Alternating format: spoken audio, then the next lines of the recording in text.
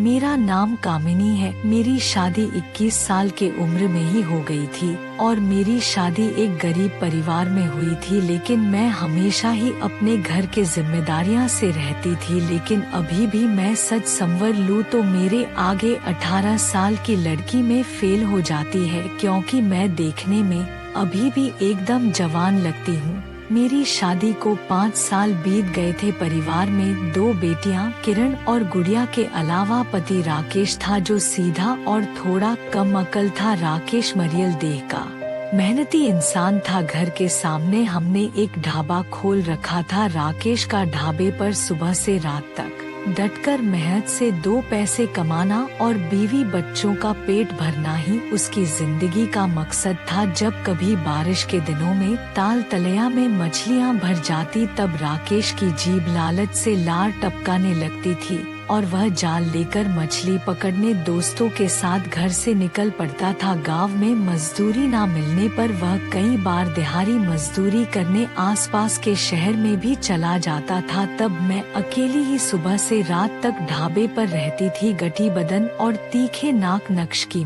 28 साल की होकर भी गजब की लगती थी। जब मैं ढाबे पर बैठकर खनकती हंसती तो रास्ते चलते लोगों के सीने पर तीर चुभ जाते थे। कितने तो मन ना होते हुए भी एक कप चाय जरूर पी लेते थे। एक बार मूसलाधार बारिश से मेरे गांव से आगे 2 मील दूर बहती नदी चढ़ाई थी। सारे ट्रक नदी के दोनों तरफ रुक गए थे। तकरीबन 1 मील लंबा रास्ता ट्रकों से जाम हो गया था। तब ना कोई ट्रक आता था ना जाता था। सड़क सुनसान पड़ी थी। इस कारण मेरा ढाबा पूरी तरह से ठप हो चुका था। मैं रोज सवेरे ग्राहक के इंतजार में पलक पावरे बिछाकर बैठ जाती, पर एक एक करके 4 दिन निकल गए और एक भी ग्राहक ना फटका था। बोहनी तो हुई ही नहीं, उल्टे गांठ के पैसे और निकल गए थे। ऐसे में मैं एक एक पैसे के लिए मोहताज हो गई थी। मैं मन ही मन खुद पर बरसती की चौमासे का भी इंतजाम नहीं किया। उधर राकेश भी 10 दिनों से गायब था। न जाने कस्बे की तरफ चला गया था या कहीं उफना नदी में मछलियां खंगाल रहा था। राकेश का ध्यान आते ही मैं सोचने लगी कि किसी जमाने में वह कितना गठीला और गबरू जवान था। आग लगे इस नासपिटी दारू में कि उसकी देह दीमक लगे पेड़ की तरह खड़ी खड़ी सूख गई। अब नशा करके आता है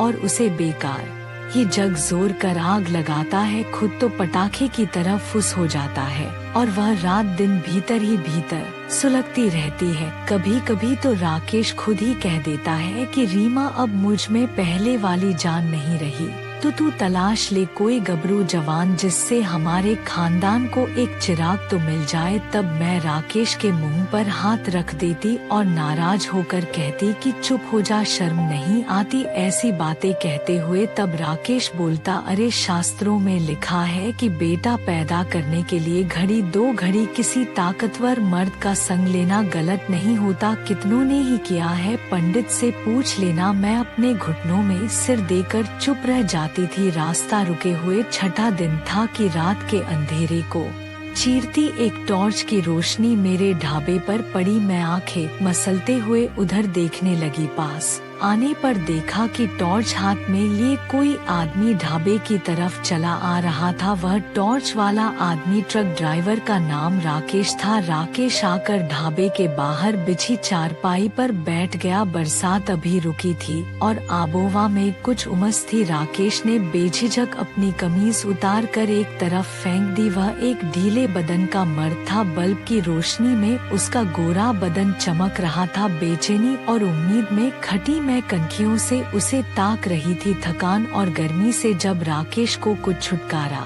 मिला, तब उसका ध्यान मेरी ओर गया। वह आवाज लगाकर बोला, क्या कुछ रोटी वगैरह मिलेगी? हाँ, मैं बोली तो लगा 2 दाल फ्राई और रोटी। मैं जैसे बिजली से चमकी। मैंने भट्टी पर फटाफट दाल फ्राई कर दी और कुछ ही देर में मैं गर्म तवे पर मोटी मोटी रोटियां पलक रही थी। चारपाई पर पटरा लगाकर मैंने खाना लगा दिया। खाना खाते समय राकेश कह रहा था, 4 दिनों से भूख से बेहाल हो गया। जाने मेरे हाथों का स्वाद था या राकेश की पुरानी भूख। उसे ढाबे का खाना अच्छा लगा। वह 8 रोटी खा गया। पानी पीकर उसने अंगड़ाई ली और वहीं चारपाई पर पसर गया। मुझको जेब से निकालकर उसने 500 का एक नोट दिया और बोला, पूरा पैसा रख ले, मुझको जैसे पैर में पंख लग गए थे। मुझे राकेश की बातों पर यकीन नहीं हो रहा था। बर्तन नाली पर रखकर मैं फिर भट्ठी के पास आ बैठी। कुछ देर बाद वह बोला, आज यहाँ रुकने की इच्छा है, आधी रात को कहाँ ट्रक के पास जाऊँगा, क्लीनर ही गाड़ी की रखवाली कर लेगा, क्यों तुम्हें कोई ऐतराज तो नहीं। मुझको भला क्या ऐतराज होता। मैंने कह दिया कि मुझे कोई ऐतराज नहीं है, अगर रुकना चाहो तो रुक जाओ। और राकेश चादर तान कर सो गया। रात गहरी हो रही थी, बादलों से घिरे आसमान में बिजली की चमक और गरगराहट रह रह कर गूंज रही थी। तब रात के 12 बजे होंगे। किसी और ग्राहक के आने की उम्मीद छोड़कर मैं वहां से हटी। देखा तो राकेश धनुष बना गुड़ी मुड़ी हुआ चारपाई पर पड़ा था। मैं भीतर गई और एक कंबल उठा लाई। राकेश को कंबल डालते समय मेरा हाथ उसके माथे से टकराया तो मुझे लगा कि उसे तेज बुखार है। मैं देर तक बैठी रात के बारे में सोचती रही। 15 दिन बाद राकेश फिर लौटा और राकेश के साथ उसने खूब खाया पिया, नशे में डूबा। राकेश का गुण गाता भीतर जाकर लुढ़क गया और मैंने जानबूझकर लाइट बुझा दिया और खुद को राकेश को सौंप दिया। राकेश का अपना ट्रक था और उसे खुद ही चलाता था, इसलिए उसके हाथ में खूब पैसा भी रहता था। मेरा सांचे में ढला बदन और मेरी चुप रहने की आदत बहुत भाई थी। उसे मैं अपने शरीर के आगे मजबूर होती जा रही थी और राकेश के जाते ही हर बार खुद को मन ही मन कोसती रहती थी।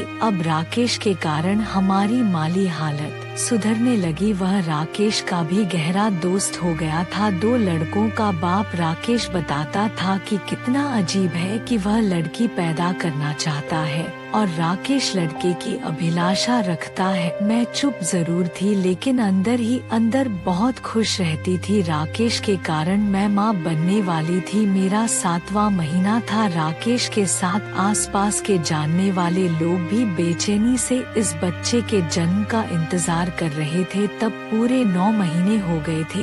एक दिन अचानक राकेश खाली ट्रक लेकर वहां आ धमका और उदास होता हुआ बोला, अब वह बिहार में ही ट्रक चलाएगा क्योंकि घर के लोगों ने नाराज होकर उसे वापस बुलाया है। यह सुनकर राकेश और मैं बेहद उदास हो गए थे। आखिरी बार मैंने उसे अच्छा खाना खिलाया और दुखी मन से विदा किया। अगले ही दिन मुझे अस्पताल आना पड़ा। मुझे दर्द बढ़ गया तो मैंने नर्स को बुलाया। आनन फानन मुझे भीतर ले जाया गया। आखिरकार मैंने बच्चे को जन्म दिया और बेहोश हो गई। कुछ देर बाद होश में आने पर मैंने जाना कि मैंने एक बेटे को जन्म दिया है। मैंने दिल से राकेश को धन्यवाद दिया जिसकी वजह से मैंने एक बेटे को जन्म दिया था।